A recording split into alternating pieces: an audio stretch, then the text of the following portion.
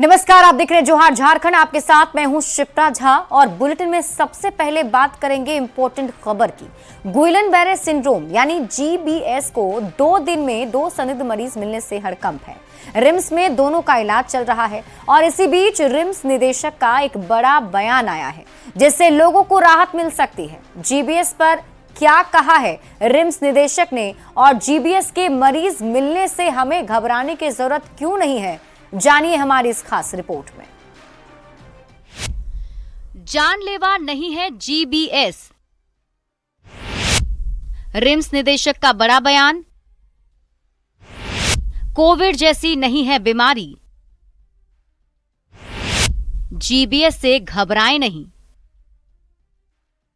कि जीबीएस कोई कोविड जैसी बीमारी नहीं है और न ये कोई नई बीमारी है, न ये वायरल बीमारी है।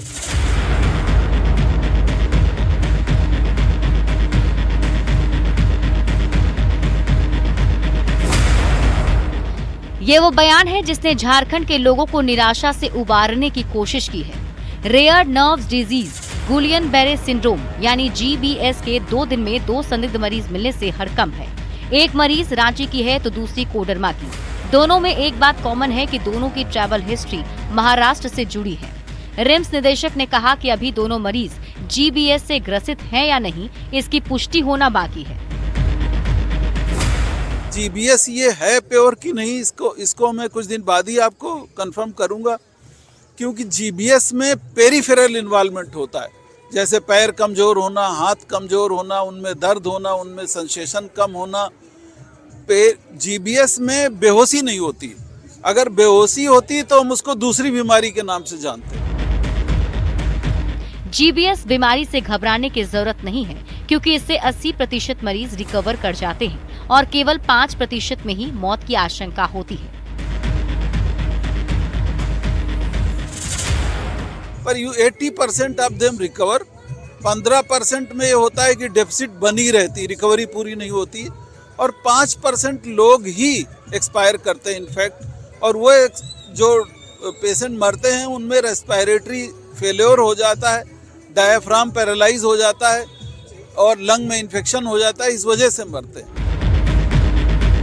आपको बताते हैं इस बीमारी के लक्षण के बारे में। जीबीएस बीमारी में पीड़ित मरीज को चलने में दिक्कत होती है, रीढ़ की हड्डी में कमजोरी होती है, चेहरे पर लकवा के लक्षण दिखते हैं, छाती की मांसपेशियों में कमजोरी होती है जिससे बोलने और खाने में दिक्कत होती है, सांस लेने में परेशानी हो सकती है, नजर का कमजोर होना और शरीर का संतुलन खोना भी इस बीमारी के लक्षण हैं। अब सवाल उठता है कि ये फैलती कैसे है, तो इसकी वजह भी आप जान लीजिए। एक बैक्टीरिया होता है, वो बैक्टीरिया पेट में गया, वहाँ किसी वाटर बॉडी में रहा होगा, उससे वो फैलता चला गया, गैस्ट्रोएंटेराइटिस हुई।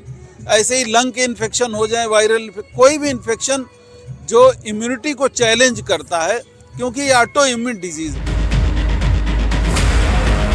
जीबीएस बीमारी से घबराने की जरूरत नहीं है। ये बीमारी सही इलाज मिलने पर ठीक हो सकती है। कोविड की तरह ये संक्रामक नहीं है और न ही उसकी तरह मौत की दर है। न्यूज 18 आपसे अपील करता है कि जीबीएस बीमारी से घबराएं नहीं, बस सावधान रहें और किसी भी तरह के संक्रमण से बचने के लिए सतर्क रहें। न्यूज 18 के लिए रांची से गौरव झा की रिपोर्ट। और देखिए, झारखंड में केंद्र सरकार से रेलवे को बड़ी सौगात मिली है। इस बार के बजट में नई स्लीपर वंदे भारत का तोहफा मिला है। इससे झारखंड की कनेक्टिविटी दूसरे राज्यों के साथ और ज्यादा बेहतर होगी। 57 नए अमृत भारत रेलवे स्टेशन बनाने की भी घोषणा की गई, यानी अब झारखंड में वर्ल्ड क्लास के रेलवे स्टेशन देखने को मिलेंगे। ये रिपोर्ट देखिए।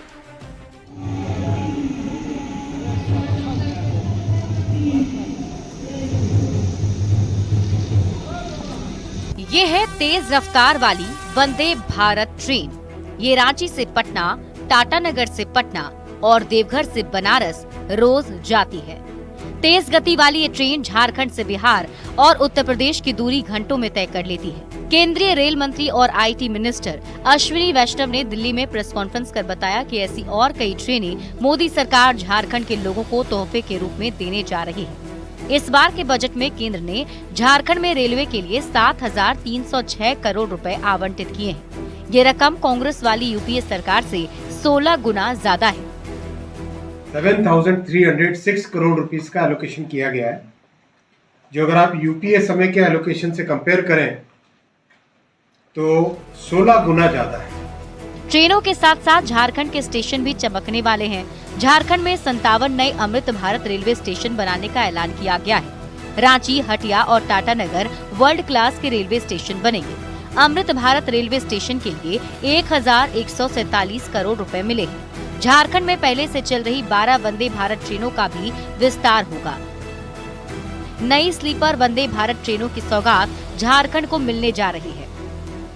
एक संक्षेप में आपको बता दूं कि पूरे भारतीय रेलवे की बात करें तो पैसेंजर रेवेन्यू इस साल हमारा होगा लगभग 80,000 करोड़ रुपया और गुड्स रेवेन्यू होगा लगभग 1,80,000 करोड़ रुपया।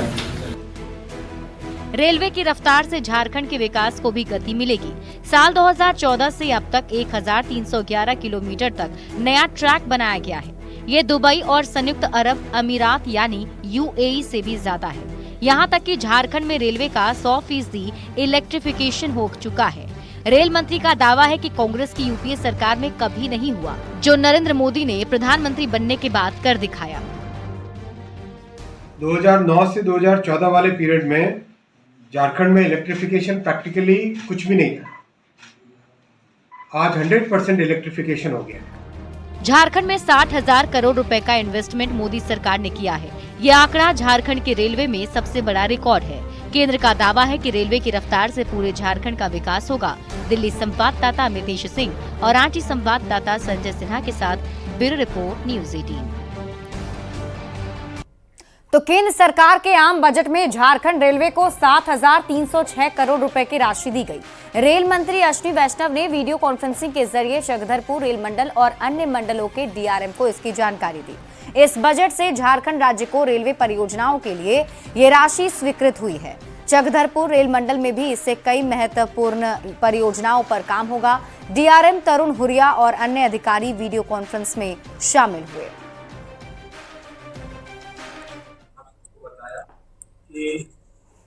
झारखंड राज्य के लिए इस साल इस बजट में 7,306 करोड़ का एलोकेशन किया गया है, जो कि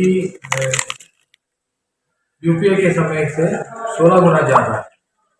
और पिछले 10 वर्षों में 1,311 नए ट्रैक लगाए जा चुके हैं झारखंड में। 57 स्टेशन का रीडेवलपमेंट हो रहा है APSS के तहत। और टोटल प्रोजेक्ट जो सेक्शन है झारखंड के लिए आज की तारीख में 59,935 करोड़। झारखंड जो है, झारखंड के 11 डिस्ट्रिक्ट। केंद्र सरकार द्वारा पिछले दिनों पेश किए गए आम बजट में रेलवे को क्या मिला है, इसको लेकर रेल मंत्री अश्विनी वैष्णव ने आज विभिन्न रेल मंडलों के DRM के साथ और अन्य अधिकारियों के साथ वीडियो कॉन्फ्रेंसिंग से वार्ता कर जानकारी दी, जिसमें चक्रधरपुर रेल मंडल मुख्यालय से भी DRM और अन्य वरीय अधिकारी जुड़े रहे। जो जानकारी मिली है उसके मुताबिक झारखंड को इस वर्ष जो रेल बजट मिला है उसमें 7,306 करोड़ की राशि स्वीकृत की गई है। इससे उम्मीद जताई जा रही है कि झारखंड के विभिन्न अलग रेल मंडलों के साथ साथ चक्रधरपुर रेल मंडल में भी कई महत्वपूर्ण परियोजनाओं पर काम होगा, जिससे यहाँ यात्री सुविधाएं बढ़ेगी और रेलवे के कई अत्याधुनिक योजनाओं पर यहाँ पर काम होगा, जिसका लाभ रेल मंडल क्षेत्र के यात्रियों को मिलेगा। रुपेश प्रधान, न्यूज 18, चाईबासा। झारखंड कांग्रेस की स्टेट लेवल कमेटी का अभी तक गठन नहीं हो सका है। प्रदेश अध्यक्ष को सहयोग करने के लिए राज्य में कोई टीम नहीं है। ऐसे में बीजेपी कांग्रेस पर तंज कस रही है, तो सहयोगी दल JMM ने इसे कांग्रेस का अंदरूनी मामला बताते हुए पल्ला झाड़ लिया है।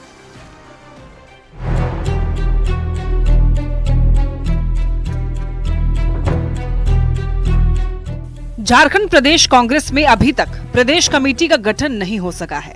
प्रदेश अध्यक्ष का पद संभाले केशव महतो कमलेश को 5 महीने से अधिक बीत गए हैं। दावा किया गया था कि जल्द ही सभी पदों पर नियुक्ति हो जाएगी, लेकिन अभी तक इंतजार है कि खत्म ही नहीं हो रहा। आखिर क्यों नहीं हो रहा है कमेटी का गठन? खुद जानिए प्रदेश अध्यक्ष की जुबानी। इतना जल्दी कैसे भेजेंगे? टीम में वही लोग होंगे जिनके बूथ में अच्छा रिजल्ट आया है, जो पार्टी के प्रति समर्पित हैं, पार्टी के प्रति निष्ठावान हैं, वैसे लोगों को जो कांग्रेस के नीति कार्यक्रम और सिद्धांतों में आस्था विश्वास रखते हैं, वैसे लोगों का नाम भेजेंगे। तो ऐसे लोग नहीं मिल रहे हैं क्या जो इतना समय लगे? बहुत हैं, लेकिन अभी नाम हम भेजेंगे ना, समय पर भेजेंगे ना। कांग्रेस की कमेटी का गठन नहीं होने पर बीजेपी हमलावर है और कांग्रेस पर तंज कसने का कोई मौका नहीं छोड़ना चाहती। लोकतंत्र है, चुनाव में हार जीत लगता है। सत्ता झारखंड मुक्ति मोर्चा के हाथ में आ गई और कांग्रेस पार्टी उसके पीछे पीछे कुछ धरातल पर आई, लेकिन आज भी कांग्रेस पार्टी का अपना जो संगठनात्मक ढांचा है वो बिल्कुल तहस नहस है जी। मुझे याद है कभी यही कांग्रेस पार्टी के लोग व्यंग्यबाण भारतीय जनता पार्टी पर भी मारा करते थे। आज अपने गिराबान में झांक कर देखें। हालांकि बीजेपी के आरोपों को महागठबंधन में सहयोगी दल जेएमएम ने खारिज कर दिया है और कमेटी का गठन कब तक होगा इसका फैसला कांग्रेस पर ही छोड़ने की अपील की है। सहयोगी पर क्या बोलिएगा? सहयोगी तो सहयोगी है, उनके नीति निर्धारक कोई और हैं, उनके आलाकमान कोई और हैं, उनके पार्टी का एजेंडा कुछ अलग है। कांग्रेस का अपना सोच है, अपनी नीति है, इसका जवाब कांग्रेस के नेतागण दे पाएंगे।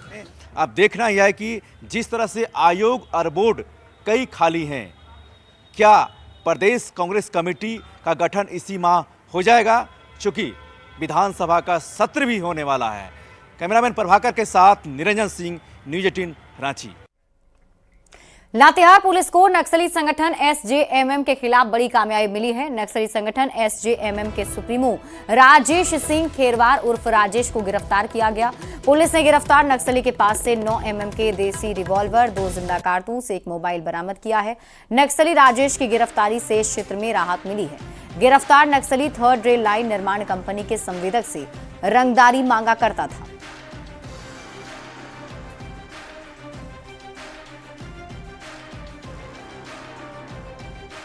यह व्यक्ति विगत 13-15 वर्षों से अपराध के जगत में रहा है और संघर्ष जन मुक्ति मोर्चा नाम के संगठन से संबंधित रहा है।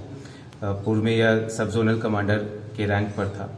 इसके विरुद्ध में चंदवा थाना, लातेहार थाना और बालूमाथ एवं गुमला थाना, गुमला जिला में कुल 12 कांड दर्ज हैं और यह वर्ष 2012 से एब्सकॉन्डिंग है, फरार रहा है। कई केसेस में इसके विरुद्ध कुर्की जब्ती की कार्रवाई की गई है। इस अभियुक्त के द्वारा अभी भी वर्तमान में कुछ समय से चंदवा और लातेहार क्षेत्र के व्यवसायियों से रंगदारी वसूल करने के लिए फोन किया जा रहा था। अफीम वो फसल है जिसे काला सोना भी कहा जाता है, लेकिन यही काला सोना जब चोरी छिपे अवैध तरीके से उगाए जाने लगे तो समझ लीजिए ये जान पर भारी पड़ सकती है। तभी पुलिस का शिकंजा कसता जा रहा है।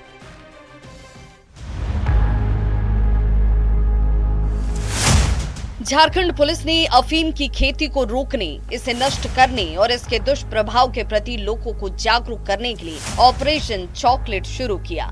इसका असर भी देखने को मिल रहा है। हजारीबाग में अवैध अफीम पर पुलिस का डंडा चला और 450 एकड़ में पोस्ता की खेती को नष्ट किया गया।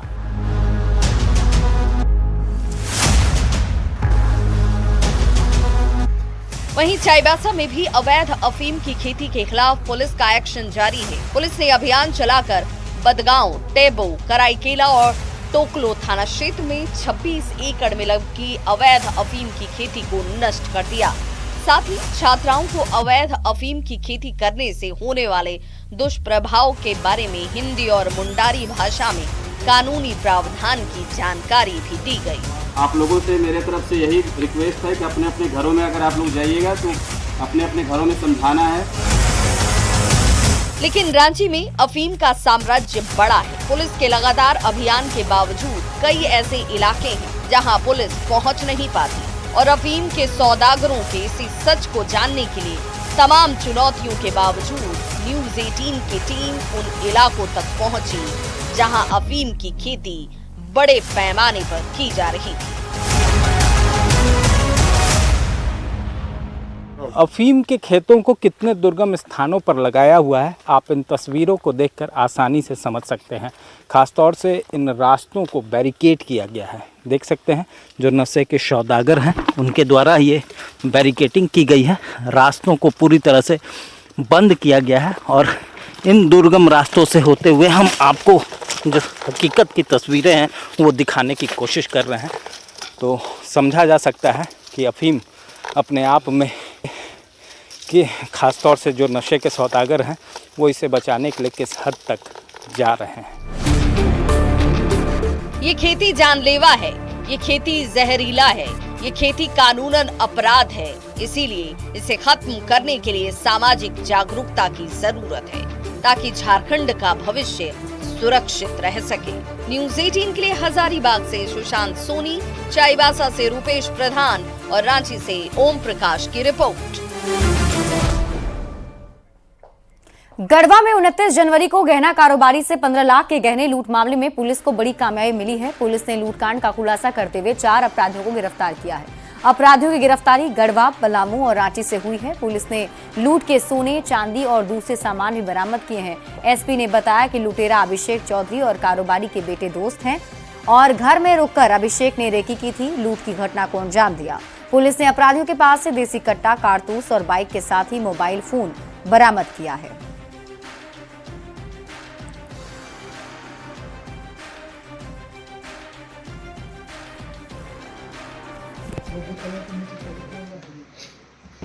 टेक्निकल इन्वेस्टिगेशन और ह्यूमन इंटेलिजेंस के आधार पर दिनांक 2 तारीख को तेनुडी जंगल जो रंका थाना क्षेत्र अंतर्गत पड़ता है वहां से 4 अपराध कर्मियों की गिरफ्तारी की गई है।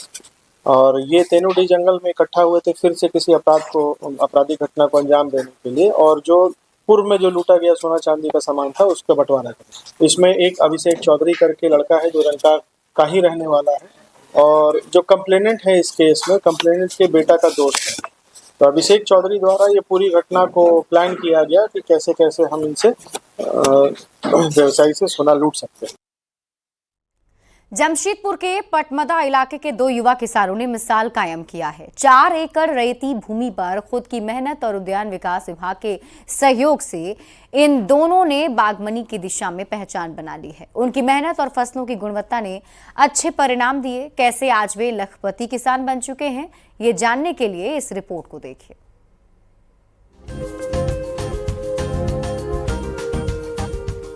ये जो तस्वीर आप देख रहे हैं जमशेदपुर से सटे 30 किलोमीटर दूर पटमदा क्षेत्र के गांव की है, जहां गांव के 2 युवकों ने ग्रेजुएशन करने के बाद जब नौकरी नहीं मिली तो उन्होंने कृषि विभाग का सहयोग लिया और पहली बार पटमदा की धरती पर स्ट्रॉबेरी की खेती की। और ये खेती इन लोगों के लिए वरदान साबित हुआ।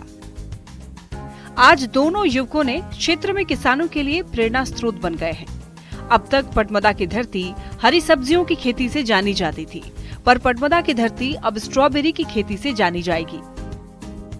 राज्य सरकार के कृषि विभाग द्वारा भी इन युवकों को काफी सहयोग मिल रहा है। हम बस्ती गांव से बिलोंग करते हैं। यहाँ पे मतलब पहले ये नहीं होता था स्ट्रॉबेरी यहाँ पे, मतलब कभी भी किया नहीं, पहला बार है।